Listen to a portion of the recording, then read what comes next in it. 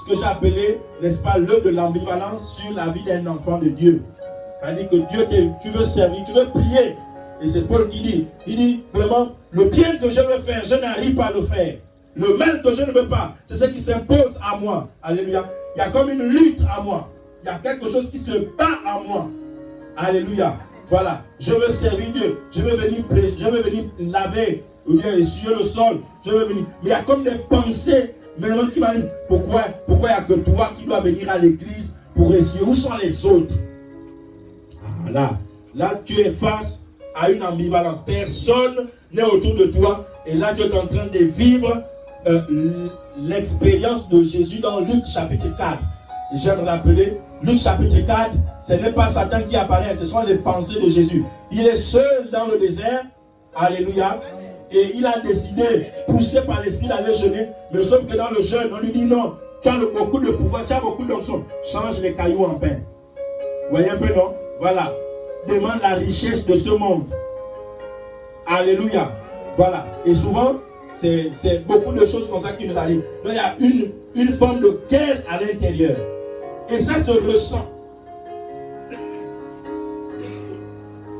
Ça se fait ressentir. Ça se fait ressentir.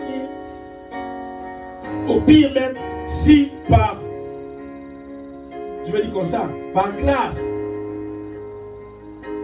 tu rencontres ton responsable ou un frère qui va te dire, mais mon frère ou ma soeur, l'église est sale, tu ne peux pas aller là, avec moi aller nettoyer l'église.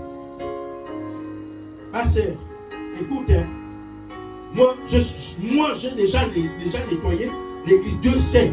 Vous voyez un peu, non? Voilà. Quand tu penses comme ça, c'est que tu es en train de lutter avec une voix à l'intérieur de toi qui est contraire à la voix de Dieu. Il y a même voilà. Tu luttes avec une voix qui est contraire à la voix de Dieu.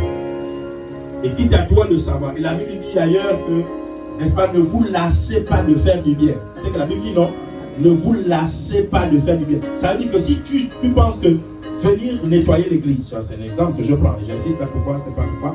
Mais si tu penses que venir nettoyer l'église c'est quelque chose de bien, la Bible dit que ne te lasse pas.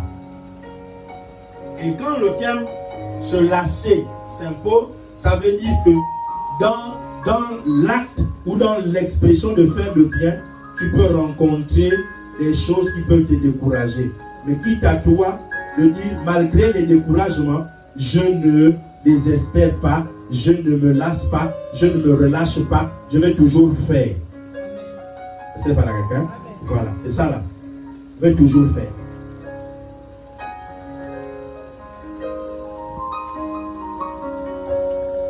Dis avec moi le mandat de Dieu. Dis avec moi le mandat de Dieu. Bon, je ne t'entends pas, hein? Très bien.